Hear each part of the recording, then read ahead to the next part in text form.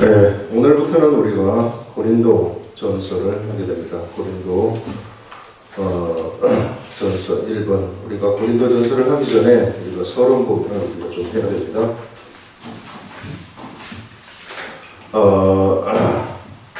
신약 성경을 보게 되면은요, 신약 성경은 복음서하고 그 다음에 바울 서신, 여기 중간에 이제 사도행전이 끼어가게 되는데 이게 사도행전에 끼어 들어가게 되고요. 이 바울 서신 다음에 일반 서신, 그 다음에 종말론 해가지고 요한계시록이 나옵니다. 요한계시록이 나와요. 그래서 우리 신약 성경에서 상당히 많은 부분을 차지하는 것이 바울 서신이에요. 바울 서신을 우리가 파악을 하기 위해서는 바울의 그 삶을 우리가 좀 알아야 됩니다. 그래야만이 바울 서신을 파악을 할 수 있어요. 그래서 바울이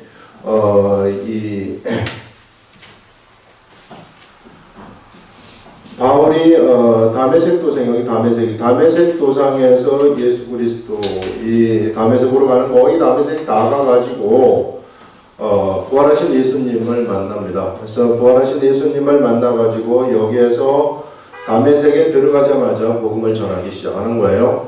그래서 그렇게 해가지고 바울은 다시 돌아와가지고 예루살렘이나 이런 데 가가지고 막 하는 게 아니라 다소에 갔다가 아라비아로 갔다가 그 다음에 이제 예루살렘에 가는, 그래서 이런 삶을 살아가는 것을 볼 수 있어요. 그래서 이 기간이 14년이 되는 것입니다. 그래서 바울이 예루살렘 교회의 바나바죠. 바나바한테 발탁이 되기까지는 14년이 걸려요. 그 14년 동안 하나님이 어떻게 했는가, 바울에 대해서 무명의 시절 동안에 바울한테 무엇을 시켰느냐 하면 훈련을 시킨 것을 우리는 알 수 있습니다. 그래서 바울도 14년이라는 기간 동안 하나님으로부터 수많은 훈련을 받았다 하는 것을 우리는 알 수 있습니다. 사도 바울은 구약 성경을 지식적으로 아는 구약 성경을 너무나도 많이 알고 있었어요. 여러분, 우리도 지식적으로 아는 구약 성경을 우리가 알아야 되는 겁니다. 그것은요, 성령님을 받아서 예수 그리스도를 믿어가지고 알아가는 그런 것이 아니라, 이 지식적으로 알아야 되는 이 구약 성경이라는 것은 창세기 1장에서부터 11장까지 이게 그냥 인류의 역사입니다. 인류의 역사, 이 부분 우리가 기본적으로 알아놔야 되고, 그 다음에 12장부터, 창세기 12장부터 에스더까지 이거는 역사서예요. 이 역사서. 이 역사서가 어떤 식으로 흘러갔는가, 이런 것들은 우리가 공부를 해야 돼요. 공부를 해서 알아놔야만이 풍부한 묵상을 할 수가 있어요. 나중에 우리가 예수 그리스도의 복음을 사람들한테 전할 때 풍부한 묵상이 되는 겁니다. 성경 전체 속에서 묵상이 되는 거예요. 그래서 절대 성경은 공부를 안 하면 안 열린다는 겁니다. 그냥 주일날 와가지고 목사님 설교하는 것만 들어가지고 내가 성경 많이 한다, 그건 말도 안 되는 얘기예요. 그거는 이 성경이 이 호락호락한 것이 아니라는 거예요. 그래서 앉아서 공부를 좀 해야 돼요. 내가 예수 그리스도의 복음을 전하고 사람들 앞에 나가가지고 좀 성경 말씀을 전하려면은 기본적인 이런 것들은 우리가 좀 알아놔야 된다. 역사는 우리가 외워서라도 알아놔야만 되는 거예요. 그래서 이런 지식들, 이런 지식들에 대해서 사도 바울은 해박하게 알고 있었습니다. 사도 바울은 이런 지식들에 대해서 해박하게 알고 있었기 때문에 여기에다가 바울은 무엇이 돼야 됐느냐 하면은 예수 그리스도가 주시는 그 진리, 예수님의 진리를 깨달아 버린 거예요. 그 예수님의 구약 성경을 온통 다 알고 있는 사람이 예수님의 진리가 깨달아졌을 때 이 사람한테는 폭발적인 능력이 나타나는 거죠. 구약에서 얘기했었던 모든 궁금증들이 전부 다 풀어져 버리는 거예요. 그러면서 바울에게서 나가는 한마디 한마디는 뭐가 되어버리느냐 하면요, 모두가 다 신약 성경의 위상을 가지게 되어버리는 겁니다. 엄청난 그런 능력의 말씀들이 그 입술을 통해서 막 나가는 거죠. 그래서 우리가 구약 성경을 이렇게 알아놓는다는 것이 얼마나 중요한지 몰라요. 그래서 바울이 예수 그리스도를 만나면서부터 구약에 풀리지 않았던 비밀들이 하나씩 하나씩 다 풀려가면서 구약 성경까지 뭐가 되어버리느냐 하면 복음서가 되어버리는 거예요. 이게 신약 성경만 복음서가 되는 것이 아니라 구약 성경까지 복음서가 되어가지고 바울은 사실상 이 바울 서신을 쓸 때에 이사야서라든지 이런 구약에서 나오는 그러한 것들을 얼마나 많이 인용하는지 몰라요. 토기장이 비유라든지 이런 것들은 다 구약에서 이사야서에 나오는 거예요. 전부 다 그런 데서 다 나오는 거예요. 이게. 그래서 바울이 이와 같이 바울 서신을 쓸 수 있었던 것, 풍부한 언어로서 바울 서신을 쓸 수 있었던 것은 구약에 대한 지식이 있었기 때문이다. 그래서 어떻게 해서든지 우리들은 구약에 대해서는 공부를 함으로써 구약 역사를 띄어야 됩니다. 이게 이제 역사서고, 역사서 다음에 이제 시가서라는 거 나오고, 그 다음에 이제 선지서가 나오는 겁니다. 구약 성경은 이렇게 되어 있는데, 시가서에는 욥기, 시편, 잠언, 전도서라는 것이 있고, 그 다음에 아가서 이것이 있고, 선지서에는 대선지서, 소선지서라는 것이 있는데, 대선지서는 우리 이사야서, 그 다음에 예레미야, 에가, 에스겔, 다니엘 이와 같이 오랜 기간 동안 예언을 한 사람들의 기록을 쓴 것이 대선지서이고, 그 다음에 이제 소선지서는 이제 요엘, 아모스, 호세아, 요엘, 아모스 해가지고 오요, 미나, 하스, 학스, 마리에 이렇게 해요. 오바댜, 요나, 미가, 나훔, 하박국, 스바냐, 학계, 스가랴, 말라기 이런 식으로 해가지고 이 소선지서가 있습니다. 그래서 이렇게 구약 성경이 구성되어 있다. 그리고 이제 구약 성경에 나타나는 선지자들하고 구약의 역사하고 매칭을 좀 시킬 줄 알아야 돼. 학계, 말라기, 그 다음에 스가랴 이런 사람들은 에스라 시대에 활동한 성전 재건할 때 활동한 선지자들이다. 이런 식으로 매칭을 좀 시킬 줄 알아야 됩니다. 그래서 이런 것들이 기본으로 이제 좀 되어 있어야 돼요. 바울은 이런 것들이 뭐 너무나도 꾀가 앉아 있었어요. 그렇기 때문에 바울에게서 나가는 말씀, 바울이 삶 속에서 예수 그리스도의 진리를 알면서 삶 속에서 경험하는 그 모든 것들이 말을 하게 되면은 성경적인 위치를 차지해버리는 겁니다. 그 글로 기록하게 되면은 기록한 말씀이 되어버렸던 그런 것들을 우리가 알 수 있어요. 그래서 이와 같은 바울이 14년 동안 훈련을 받은 다음에 안디옥 교회의 목회자로 부름을 받게 되는 거죠. 그래서 안디옥 교회의 목회자로 이제 예루살렘에 핍박이 일어나면서 안디옥 교회의 목회자로 부름을 받으면서 바나바하고 바울이 안디옥 교회의 목회자가 되는 겁니다.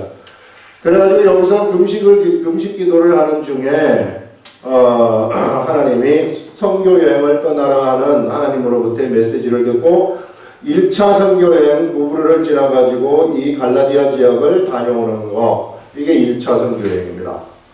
그 다음에 2차 선교 여행도 역시 이쪽 이제 융도를 해가지고 가서 어디로 갔느냐면은 이쪽 이제 여기가 갈라디아 지역이고 여기가 아시아 지역인데, 아시아 지역에 복음을 전하러 갔었는데, 그래서 드로아에 가서 있는데 드로아에서 마게도냐 옷을 입은 사람이 이쪽으로 건너가고 손짓하는 그 꿈을 꾸고서 이 유럽이죠. 마게도냐로 건너가는 거예요. 그래서 마게도냐로 건너가서 빌립보 교회를 개척하고 데살로니가 교회를 개척하고 베레아 교회를 개척하고 그 다음에 아덴 교회를 쭉 돌아다니면서 핍박받으면서 댕기는 거예요. 댕기면서 돌아가다가 고린도 교회에 머물게 되는 겁니다. 그래서 2차 전도 여행 때 브리스길라하고 아굴라가 있는데 이 사람들은 이제 로마의 글라우디오 총독 때 핍박이 있어가지고 유대인 핍박이 있어가지고 이쪽으로 이사를 온 겁니다. 그래서 그 사람들을 만나가지고 여기에서 고린도 교회를 세우는 거예요. 개척하는 겁니다. 그래서 고린도 교인들은 약 120명 정도 된 것으로 생각이 되고 바로 여기에서 이제 고린도 교회를 개척한 다음에 이후에 에베소로 이제 오는데 에베소까지는 안 오고 여기에 이제 이 섬에서 밀레논가의 이런 섬에서 에베소 교회의 장로들을 만나가지고 다음번에 우리 쪽으로 꼭 와달라 하는 소식을 듣고 그런 다음에 안디옥 교회로 돌아가서 2차 전도 여행을 끝내는 거예요. 그 다음에 3차 전도 여행을 바로 에베소로 가게 됩니다. 그때 장로들을 만나가지고 한 그런 경험 때문에 그런지 이쪽으로 가가지고 여기에서 2년 6개월 동안 두란노 서원에서 뭘 강의하느냐면은 성경을 가르치는 거예요. 여기서 정규적인 성경 공부. 이게 이제 두란노 서원이 정규적으로 사람들이 모여가지고 예수 그리스도에 대해서 배우는 그런 시간을 가졌는데, 이때 아시아에 있는 이쪽 지역에 있는 수많은 사람들이 와가지고 바울이 가르치는 그러한 성경 공부에 참여를 해서 많은 그리스도의 제자들이 여기서 탄생되었다 하는 것을 우리는 알 수 있어요.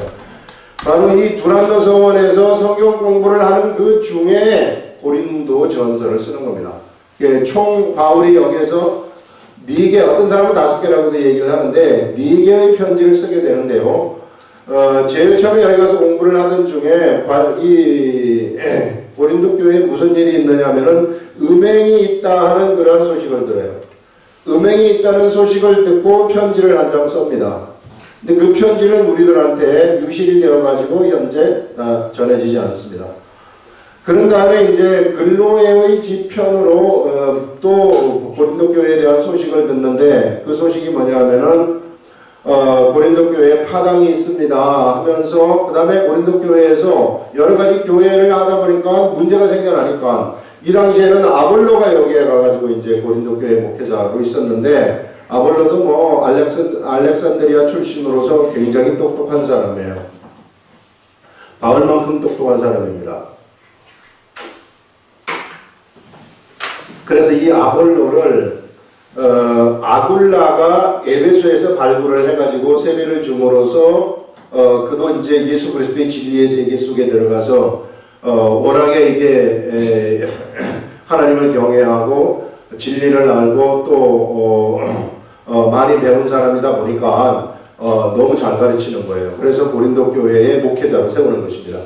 바로 아볼로가 고린도 교회 목회자로 있을 때 이제 이런 문제들이 일어나는 거죠. 그래서 이런 음행의 문제가 있었고, 그 다음에 파당이 있다 하는 그러한 소식과, 그 다음에 이제 여러 가지 교회를 운영하는 데 있어서 자기네들이 판단 내리지 못하는 문제들을 글로 적어가지고 보낸 겁니다. 이러이러한 이 처녀들이 결혼하는 문제라든지, 그 다음에 우상의 제물에 관해서 우리는 어떻게 했으면 좋겠는가 하는 태도라든지 이런 것들에 대해서 질문을 보내서 여기에 대해서 대답하는 글이 고린도전서예요. 예. 대답하는 글이 고린도전서고, 그래서 이 편지를 보낸 다음에 바울이 직접 고린도를 방문을 하게 됩니다. 직접 고린도를 방문을 했더니 바울이 개척한 고린도 교회가 바울을 그렇게 환영하는 사람도 물론 바울파는 환영을 했겠지만 다른 파는 그렇게 환영을 하지 않아요. 그래서 너무 인간적인 요소가 들어갔다는 얘기죠. 교회에 인간적인 요소가 있었기 때문에 뭔가 깨름직한 게 있는 거란 말이에요. 여러분, 우리가 사람들하고 관계에서도 뭔가 어긋나게 되면 깨름직한 게 있지 않습니까? 그래서 이런 깨름직한 게 있어가지고 그래서 돌아와요. 돌아온 다음에 정말 하나님의 심정으로 고린도 교회를 사랑하는 마음에서 편지 하나를 또 쓰게 되는 거예요. 그래서 편지 하나를 진짜 성령이 충만한 가운데 이 편지를 쓰게 되는데, 이 편지를 디도한테 붙이는 거예요. 여기서 디도가 이제 에베소에서 에베소에서 디도가 이쪽으로 편지를 가져다 주는 거죠. 그래서 언제 네가 고린도 교회에 편지를 가져다 주고 그걸 읽힌 다음에 그 다음에 네가 이쪽으로 건너가라 해서 드로아에서 만나기로 했어요. 왜 드로아에서 만나기로 했느냐 하면은 바울은 이쪽을 쭉 돌면서 예루살렘 교회가 지금 굶는 사람들이 많이 있다고 해가지고 여기 흉년이 들어가지고, 그래서 여기에 연복계를 전달하기 위해서 연복음을 여기서 모으고 있는 중이었어요. 그래서 이쪽으로 건너가야 돼서 여기서 만나가지고 같이 가자 했는데 아무리 기다려도 디도가 오지를 않아요. 그래서 어디로 가느냐면은 그냥 건너갑니다. 이쪽 마게도냐 쪽으로 건너가는데 디도가 마게도냐로 바로 오게 되는데, 이 편지를 읽고 고린도 교회의 모든 교인들이 다 회개했다는 거예요. 너무나도 기쁜 소식을 가지고 오는 거죠. 그래서 바울은 하나님의 사람들이 정말 잘 세워져서 잘 가면은 그게 자기의 기쁨이었어요. 최고의 기쁨이었습니다. 그래서 그 기쁨으로서 쓰는 편지가 고린도후서입니다. 고린도후서. 그래서 우리가 첫 번째 편지하고 두 번째 이 편지가 정말로 잘 써진 편지, 이 편지가 우리한테 전해졌으면은 정말 우리 회개하는데 많은 도움이 될 수 있는 그러한 편지가 됐을 텐데 이게 불행하게도 우리들한테 전달되지가 않아요. 이거를 읽은 다음에 고린도 교인들이 전부 회개했다고 하거든요.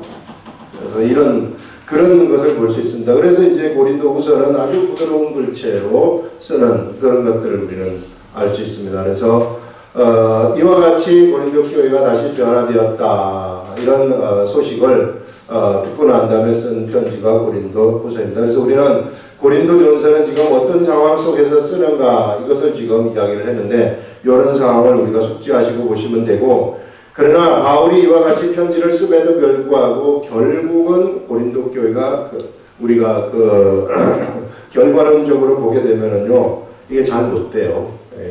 결국은 좀 안 좋은 쪽으로 가는 것을 볼 수 있습니다. 그래서 고린도 교회가 왜 그랬을까? 여기가요, 이게 돈이 많은 도시예요. 돈이 많은 도시고,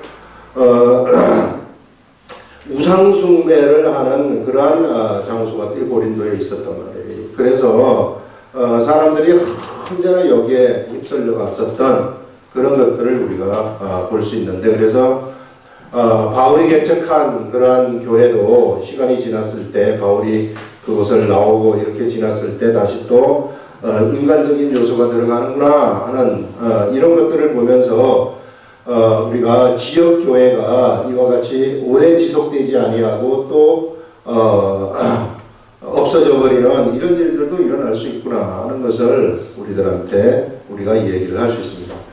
자, 요게 이제 고린도전서의 서론인데 요 서론을 좀 아시고 우리가 오늘 이제 들어가게 되는 겁니다. 이 들어가는 것이 1번 교제케 하시는 하나님과 분쟁의 문제입니다.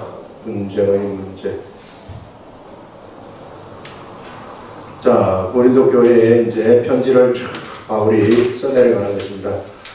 바울이 직접 쓰는 것은 아니고 대피를 시키는 거예요. 바울은 마지막에 사인격으로 해가지고 자기가 한 글자 쓰기는 하지만 언제나 대피를 시키는 것을 볼 수 있어요. 바울의 서신을 보면 그래서 초반부에는 항상 문안 인사가 나옵니다. 하나님의 뜻을 따라 그리스도 예수의 사도로 부르심을 입은 바울과 및 형제 소스데네는, 아마 소스데네가 이 편지를 가지고 가는 것 같아요. 고린도에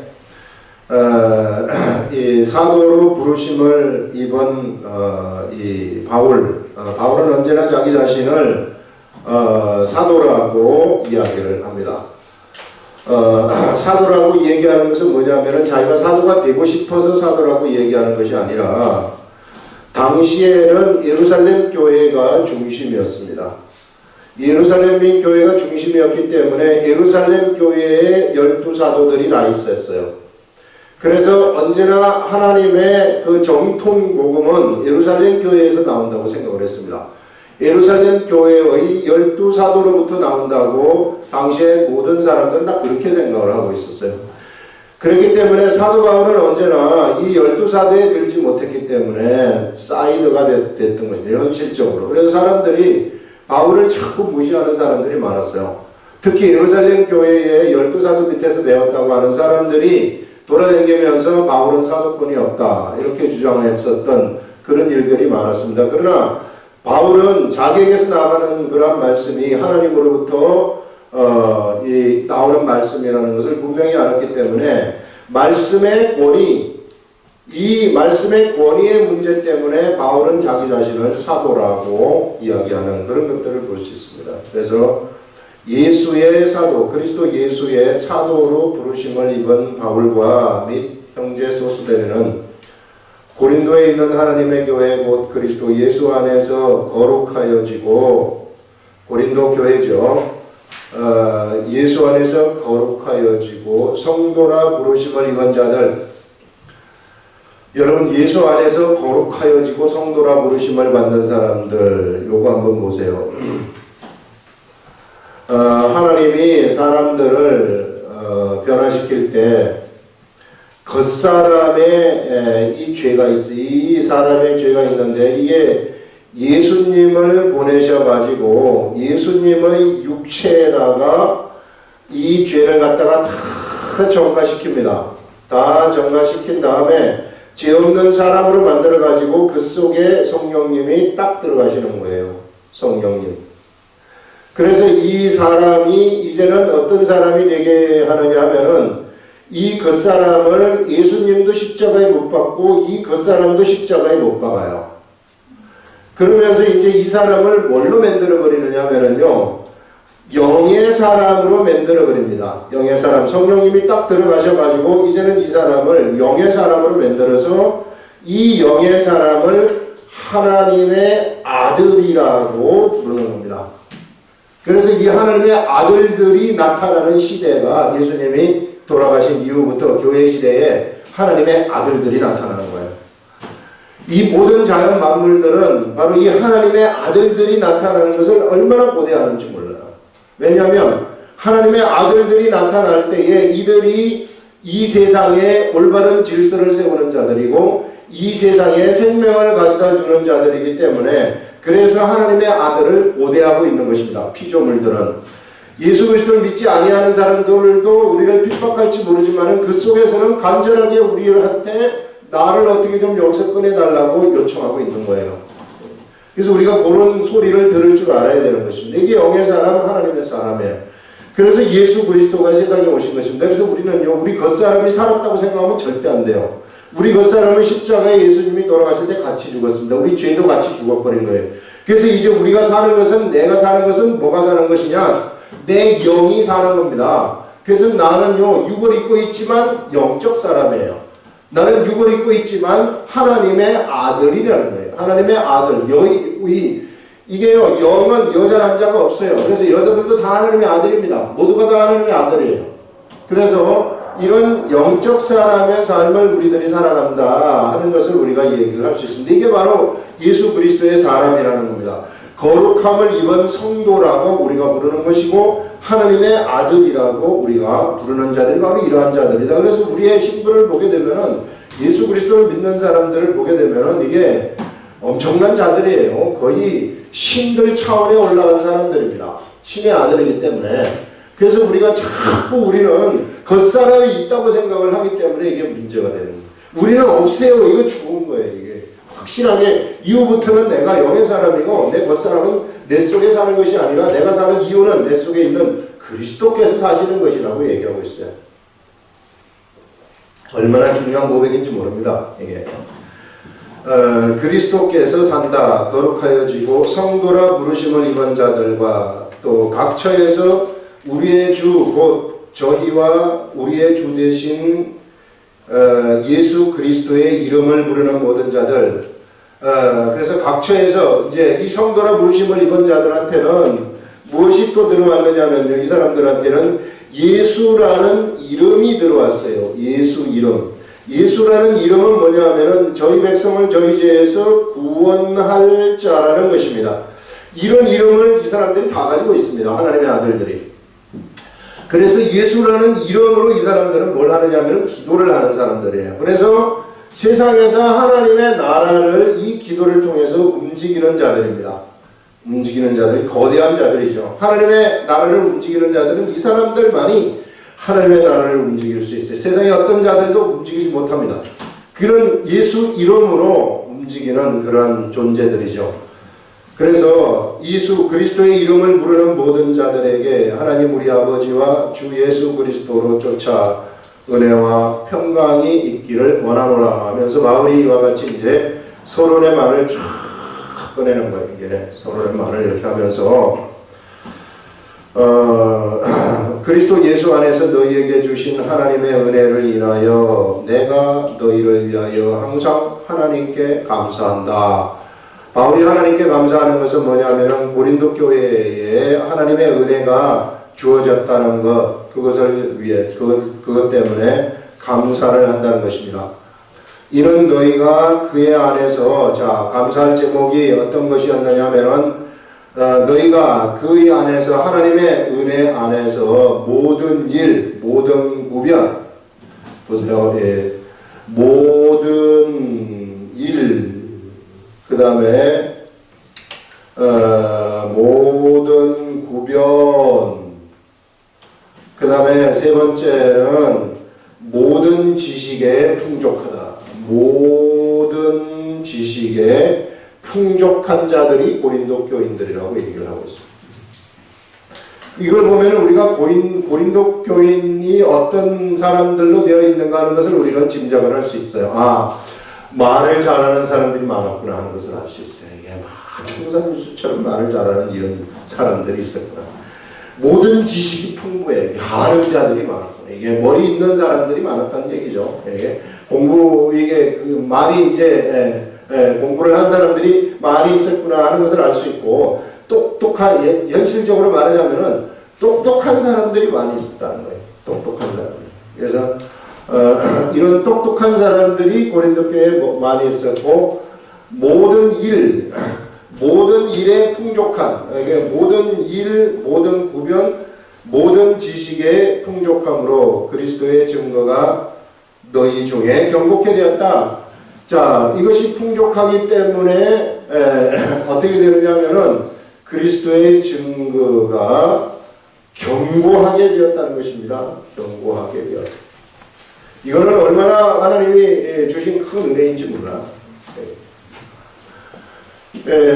모든 구변이 풍족하고 하나님의 지식이 풍족하다는 이야기죠. 하나님의 지식이 풍족하기 때문에 예수 그리스도를 증거하는 그 증거가 아주 견고하게 된다는 거예요. 사람들 앞에서 증거가 견고하게 흔들림이 없다는, 예수 그리스도 복음 증거하는데 흔들림이 없는 자들이 누구였느냐? 고린도 교회였다 하는 것을 말하고 있어요. 이것이 하나님의 은혜였다, 은혜라고 얘기를 하는 겁니다. 그래서 바울은 그러한 것들에 대해서 감사하는 것을 볼 수 있고, 너희가 모든 은사에 부족함이, 그리고 고린도 교회는요, 은사도 많아요. 또 모든 은사에 부족함이 없어요. 나중에 고린도전서 12장에서 은사에 관해서 쫙 이제 교통정리를 해주는 것을 볼 수 있는데요. 고린도 교회는 이런 은사들도 많이 있었구나. 예언의 은사라든지 방언의 은사라든지 이런 방언을 통변하는 이런 은사라든지 이런 은사들도 또 많이 있었다는 것을 봤을 때, 아, 여기는 지식만 있었던 것이 아니라 은사도 있었구나. 그래서 지식만 있었던 것이 아니라 은사도 있었던 것은 이게 지식과 하나님의 영성이 겸비되어 있는 그러한 교회였구나 하는 것을 우리가 알 수 있습니다. 그래서 방언을 이제 고린도 교회에서는 방언을 굉장히 많이 했는데, 그래서 방언하는 사람하고 또 하지 못하는 사람 부류가 또 나눠지는 이런 것들을 우리가 볼 수 있어요. 그래서 이런 은사도 있었다. 은사에 부족함이 없이 우리 주 예수 그리스도의 나타나심을 기다림이라. 그래서 너희들이 예수 그리스도의 나타나심을 기다리고 있으니 참 이게 얼마나 감사한 일인가 하는 것을 여기서 고백을 하는 거예요. 이 정도 되면 우리가 고린도 교회의 그 모습이 어떤지, 약 120명 정도 됐다고 얘기를 하는데요. 그 모습이 어떤지 좀 알 수 있겠죠. 야, 이 고린도 교회가 보통 교회가 아니구나 하는 것을 알 수 있습니다.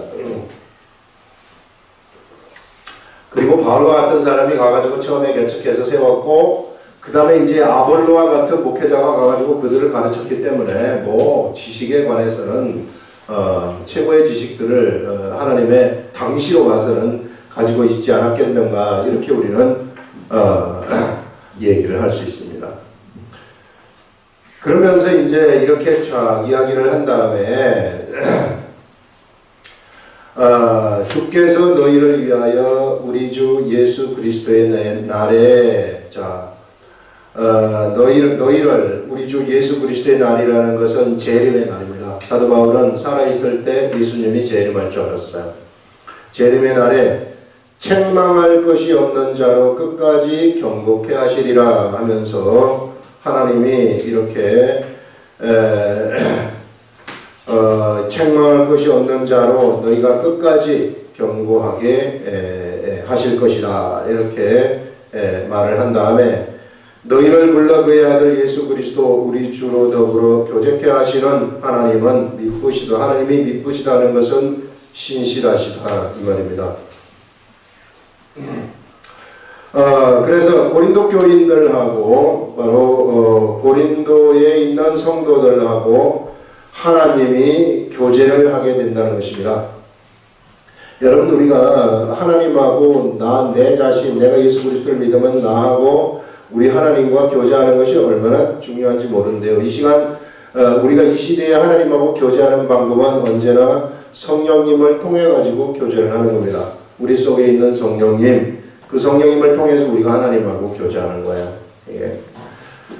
그래서 예수 그리스도를 믿게 되면은요, 여러분 이제부터는 무엇을 좀 배우셔야 되느냐 하면은 예수님을 바라보고 이 성령님을 계속 바라보는 이런 삶이 우리 속에서 이게 본능적으로 이게 돼야 되는 거예요. 예, 삶이. 아침에 일어나자마자 성령님 생각하고 예수님 생각하고 이런 것들 옆에 환경을 쳐다보지 말라는 거예요. 여러분 이제 예수 그리스도를 믿는 사람들은요 환경은 허상이 되어버리는 것입니다. 환경은 허상이고 실상은 예수 그리스도예요. 실상은 성령님이 실상이 되는 것입니다. 그래서 옆에 있는 환경은 언제든지 우리의 기도에 의해서 바뀔 수가 있는 것입니다. 그렇기 때문에 이런 환경이 펼쳐진다고 해서 이거 쳐다보면서 걱정하고 근심하고 염려할 필요 없어요. 언제나 우리들한테 두려움을 가져다 주는 것은 세상 환경입니다. 세상 환경 이게 껍데기 같은 종이 호랑이가 마치 진짜 호랑이처럼 우리들한테 겁을 주고 앉아 있는데 여기에 우리가 굴해서는 안 돼요. 그래서 우리가 언제나 이 성령님을 쳐다보면서 하나님을 바라보는 삶을 사는 사람들은요, 이런 사람들은 언제나 기록된 말씀을 또 보는 자들이죠. 이런 자들은 환경이 호랑이가 진짜 호랑이가 아니라 종이 호랑이라는 것을 알아버리기 때문에 그 종이 호랑이를 가지고 손으로 확 구겨버릴 수 있다는 거예요. 그런 믿음들이 우리들한테 있다는 것입니다. 그래서 하나님의 말씀, 기록된 말씀을 계속 우리가 우리 속에서 떠나지 않고 이 말씀을 가지고 가게 되면은 이런 비밀의 세계를 알아버리기 때문에 세상은 우리들한테 굴복할 수밖에 없구나. 아무리 나한테 저것들이 날라든다 할지라도 우리들 앞에 반드시 굴복한다는 것입니다. 그래서 언제나 믿음이 승리하는 거예요. 이 믿음. 하나님이 나한테 이렇게 하신다는 이 믿음, 기록된 말씀이 그대로 이루어질 것이라는 믿음, 우리가 주님을 의지함으로써 주님의 말씀대로 살아갔을 때는 모든 것들이 이루어져 버린다는 그런 믿음, 이것이 우리의 삶을 결정한다는 것입니다. 이게 얼마나 무서운 건지 모릅니다. 이게 하나님 나라의 법칙입니다. 그냥 믿고 가면 되는 거예요. 내가 오늘 기도하지 않습니까? 그러면 그것이 미래 어느 순간 기도할 때에는 이루어졌다고 믿고 기도하는 것이 그것이 지금은 안 나타날지 모르지만 나중에 그것이 현실에서 확 나타나고 있다는 거죠. 이게 우리 예수 그리스도를 믿는 사람들의 특권인 거예요. 이 힘이라는 거예요. 진짜 이런 일들이 일어나요. 이걸 한번 경험해 보면 너무 신이 나는 거예요. 하나님의 역사가 나의 삶 속에서 바로바로 일어나는 하는 것을 우리가 알 수 있습니다. 이런 것들. 그래서 교제하는 것, 이제 그러니까 겉에 화려한 것을 쳐다보면요 우리는 쏙습니다. 언제나 사람들은 세상의 화려함을 쳐다봐요. 세상의 화려함을 쳐다보고 그것을 쫓아가거든요. 그래서 세상의 화려함을 쫓아가면은 그것은 에레미야서에서 뭐라고 이야기를 하느냐면은 그것은 마치 바벨론의 금잔과도 같다고 얘기를 해요. 금잔. 금으로 된 잔인데 이 금잔은 자꾸 사람을 취하게 만들어버리는, 사람을 술 취하게 만들고 사람을 나중에 미치도록 만들어버린다는 것입니다. 그래서 세상의 그 화려함을 우리가 쫓아가지 않습니까? 그러면 그 화려함 속에 내가 미쳐버린다는 거예요. 사람들이 세상의 화려함 속을 쫓아가면 내가 술이 취해버린다는, 정신이 없어진다는 거죠. 올바른 정신이 없어진다는 거예요.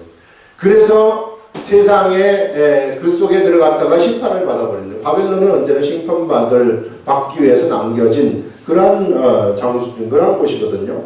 심판받는다. 그래서 저는 제가 이게 말씀을 증거하면서요, 정말 하나님이 이끌어 가시는, 정확하게 하나님이 이끌어 가신다는 게 너무 확실하게 보이는 거예요. 이게. 야, 참 희한하구나. 하나님이 이끌어 가시는 그 모습이라는 것이 너무나도 다양해.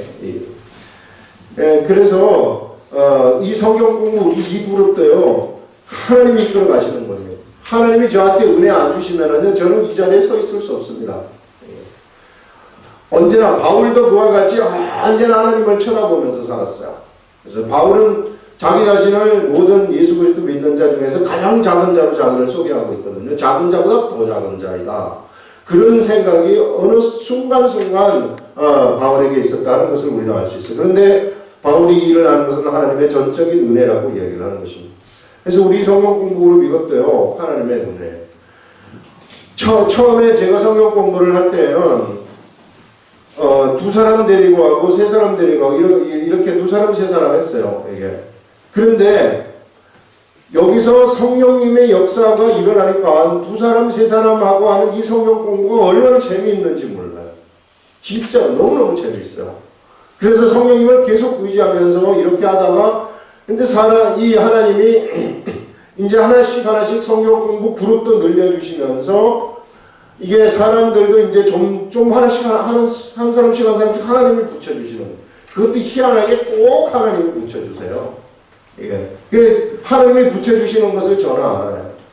우리 교회도 지금 교회도요 처음에 두 사람이 시작을 했어요. 나 혼자 예배를 딱 드리고 있는데 이제 부부가 들어와가지고 같이 예배 드리자고 그래가지고 그래서 교회가 시작이 된 거예요. 그래서 그렇게 하는데 언제나 하나님을 쳐다보는 거죠. 뭐 사람이 오건 뭐 말건 이거 하나님만 보면서 갔더니 하나님이 사람을 붙여주시더라고요. 필요한 사람을 하나님이 붙여주신다는 거예요. 여러분 그래서 성경 공부로 이게 인력으로 되는 거 절대 안 됩니다. 아닙니다. 하나님을 붙여주시는 거예요. 그래서 우리가 하나님 쳐다봐야 돼요. 항상 하나님 쳐다보고 저는 전 14년을 했는데 14년 했으면 많이 한 거 아니겠어요? 많이 했으니까 앞으로 더 시킬지 어쩔지는 모르겠지만 이제 지금 안 해도 돼요. 너 이제 물러나라. 그럼 물러나고 싶어요. 진짜로. 그런데 물러나라까지는 않을 것 같아요. 계속 더 시킬 것 같은 생각이 들어요. 이게. 우리 학교에서도 지금 253명의 학생들, 약 260명이 이제 몇 명이 나갔는데 253명의 학생들이 마태복음을 지금 듣고 있어요. 이게 생짜배기들이 예수 안 믿는 생짜배기들이 이거 강제로 듣고 있는 거예요. 이게 학점 달라고. 여기서 강의하듯이 이런 강의를 막 듣고 앉아 있는 거예요. 이게 얘네들 중에 이게 두 반인데 200명하고 53명인데 200명은요 150명이 영접을 해요. 예수님 믿겠다고 생짜배기들이 영접을 하는 거예요. 이런 것들이 얼마나 저한테는 은혜가 되는지 몰라요. 이게, 내가 세상에 무슨 일을 했길래 내가 이런 일을 할 수 있도록 하나님이 만드시는가. 이걸 생각하면은 진짜 이게 하나님의 은혜라는. 나는 진짜 아무것도 아니고 별 볼 일 없는 나를 갖다가 이게 하나님 좀 생각한다는 거 이것 때문에. 네가 그래도 나를 생각하고 하나님 막 생각하고 하나님이 좋아하는 거 막 하고 싶어하고 막 이러니까 하나님이 이런 일을 시키는 거예요. 이게 정말로 생각하면은 너무너무 아주 기가 막힌 거죠. 지금 생각하면. 그래서 이게 뭐 모든 것들이요 다 풍성해요. 이게 하는 게 두 사람이 있어도 얼마나 풍성한지 몰라요. 그런 것들을 우리 알 수 있습니다. 그래서 우리가 하나님 만나고 하나님하고 같이 가는 게 얼마나 중요한지 몰라요. 형제들아 내가 우리 주 예수 그리스도의 이름으로 너희를 권하노니 다 같은 말을 하고 세 번째 문단입니다. 너희 가운데 분쟁이 없이 같은 마음과 같은 뜻으로 온전히 합하라. 이제 본론이 나오는 것입니다. 자, 내가 예수 이름으로 너희들을 권한다. 다 같은 말을 하라 그 말입니다. 여러분, 예수 그리스도를 만든 사람은 하나님의 아들이거든요. 하나님의 아들은 영적 사람이에요. 영적 사람이라면 그는 하나만 얘기를 하는 거예요. 다른 거 얘기하지 않아요. 예수 그리스도의 복음 증거 하나만 얘기하는 자들입니다. 언제나 여기에 관심이 있는 자들이에요. 다른 거는 별 그렇게 관심이 없는 거예요. 이게 하나님의 아들의 속성이라는 것입니다. 그래서 이거 다 같이 이거 얘기하자는 겁니다. 그래서 다 같은 말을 하고 너희 가운데 분쟁이 없이 같은 마음 같은 뜻으로 온전히 하고, 영의 사람들은요 같은 영이 들어가 있는 거거든요. 여기에 같은 영이 들어가 있단 말이에요. 이 사람한테 같은 영이 들어가 있으면은 영이 생각을 주면은요 같은 생각을 주는 겁니다. 같은 생각. 같은 생각을 주기 때문에 알아차려야 돼요.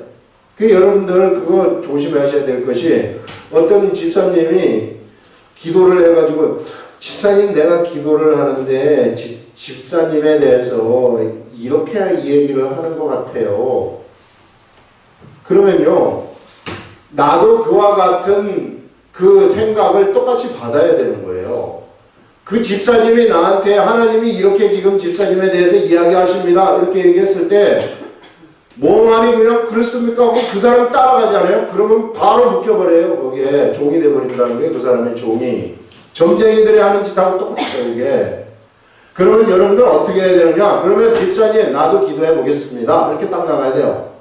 절대 같이 가면 안 돼요. 물리 이게 나도 기도해보고 나도 하나님의 영이 있기 때문에 하나님의 영이 나한테 알려주시는지 안 알려주시는지 내가 기도해보고 가겠습니다. 그런 다음에 기도를 딱 하는 거예요. 그래서 기도를 했을 때 정말 같은 생각이 있으면 그러면 하나님의 뜻이라고 내가 생각을 해서 갈 수 있는 거예요. 그렇지도 아니하고 자기는 기도도 하지 아니하고 옆에 있는 사람이 하나님이 이렇게 집사님에 대해서 말했습니다 이렇게 하면은 그렇습니까? 하면서 막 쫓아가잖아요. 그럼 바보예요. 그러면은 묶여버리는 거예요. 묶여요. 영이 묶이면은 종이 되어버리는 겁니다. 이게.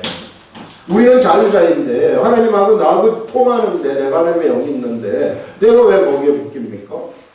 이거 절대 이렇게 하면 안 돼. 얼마나 많은 기도원이라든지 이런 데서 이런 유의 일들이 얼마나 많이 펼쳐지는지 몰라요. 그 졸개들은 다 자기 졸개들이죠. 자기 졸개들.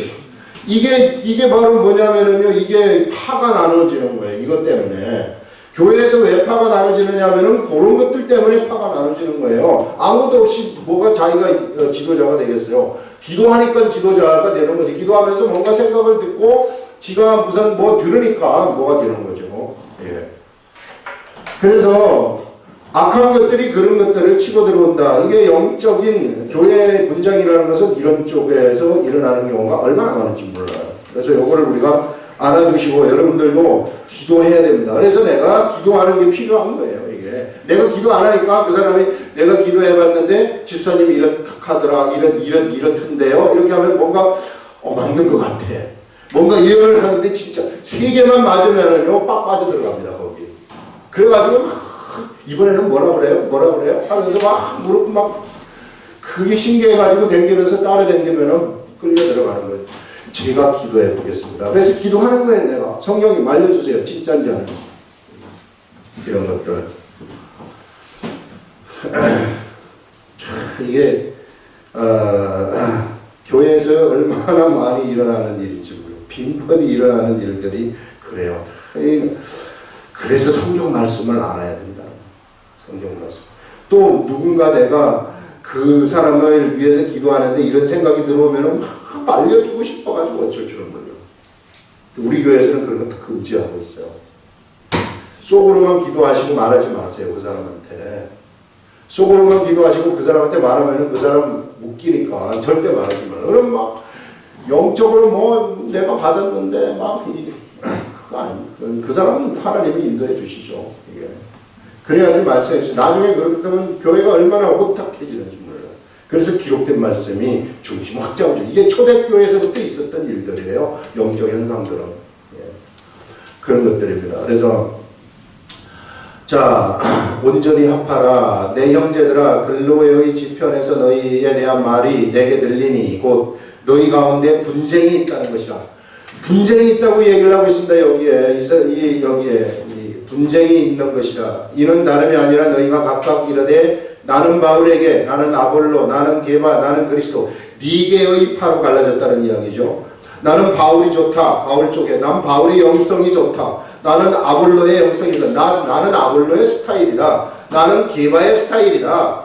나는 그리스도의 스타일이다. 스타일 따라서 간다는 거예요. 이게 고린도 교회가 그 스타일 따라서 갔다 하는 것을 지금 여기서 말하고 있어요. 이게 이 말은 뭐냐면요, 정말 하나님의 영을 받은 사람으로서 하나의 마음이 그쪽에서 나가는 것이 아니라 하나님의 영을 받아서 겉사람이 완전히 죽어버렸다면 하나의 영의 생각으로 나가는 거거든요. 그런데 이것이 네 개의 생각으로 나갔다는 것은 무슨 얘기입니까? 겉사람이 살아있다는 거예요. 겉사람이 살아있다는 것은 무슨 얘기냐면은 인간적인 속성이 그들에게 남아있다는 것을 이야기를 하고 있습니다. 교회에서 인간적인 속성이 밖으로 드러나게 되면은 반드시 갈라지게 되어 있거나 교회가 힘들어지게 될 수밖에 없어요. 교회는 원래 영적 사람들의 모임이고 하나님의 아들들의 모임인데 하나님의 아들들의 생각 이외에 다른 생각이 나와서 설치게 되면은 그러면은 교회는 힘들어질 수밖에 없어요. 이것을 확실하게 통제를 해줘야 되는 겁니다. 목회자들은 그런 것들을 볼 줄 알아야 되는 거예요. 이게 목회자들이 내 사람 만들어 가지고 뭐 활락하고 이런 것들은 그거는 목회자라고 할 수 없어요. 그것은 인간적인 생각을 따라가는 사람들이죠. 그래서 우리가 그런 것들도 딱 분별할 줄 알아야 돼요. 우리 목사님한테서 인간적인 생각이 있느냐, 나를 지도하는 사람이 인간적인 생각으로 나를 이끄느냐, 아니면은 정말 영적 말씀을 통해서 나를 이끄느냐, 이것도 분별할 줄 알아야 되는 것입니다. 네. 이 시대에 인간적인 유의 목회를 하는 사람들이 너무 많기 때문에 그런 거 보면 정말 안타까워요. 이게. 그래서 이런 것들. 그래서 지금 이 고린도 교회에 인간적인 것들이 들어갔구나 하는 것을 여기서 알 수 있습니다. 그렇기 때문에 분쟁이 나눠진 거예요. 사람을 좋아한다는 거죠. 사람을 따라간다는 거죠. 이것처럼 어리석은 것이 없어요. 여러분 절대 사람 따라가면 안 돼요. 목사 따라가도 안 돼요. 저도 저한테 따라오지 말라고 해요. 따라오게 되면 내가 부담스러워서 안 돼요. 난 하나님의 사람이고 하나님이 직접 이끄시고 하나님의 영이 다 있는데 하나님을 따라가는 거죠. 우리들은. 그래서 이와 같이 가는 것입니다. 그리스도께서 어찌 아니었느냐? 바울이 너희를 위하여 십자가에 못 박혔으며 바울의 이론으로 너희가 세례를 받았느냐?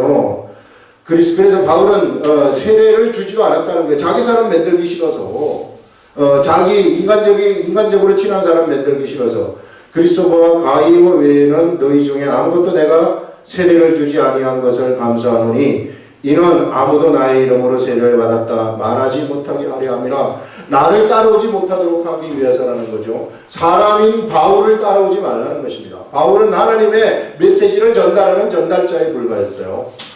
그렇기 때문에 그냥 하나님이 말씀하면은 하나님이 말씀한 것을 그대로 사람들한테 전달하는 이 전달자로서의 남고 싶었다는 거예요.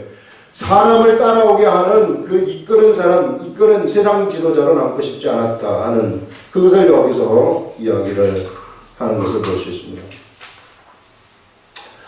내가 또한 스데바나 집 사람에게 세례를 주었고 그 외에 다른 아무에게 세례를 주었는지 알지 못하노라. 그리스도께서 나를 보내시면 세례를 주게 하려 하심이 아니요 나는 바울한테 세례 받았기 때문에 나는 바울에게 속했다 이런 말을 하지 못하게 한다는 거죠. 이게 아니요 오직 복음을 전케 하려 하심이니. 자, 내가 너희들한테 세례 주러 간 사람이 아니라 복음 전하러 간 사람이야.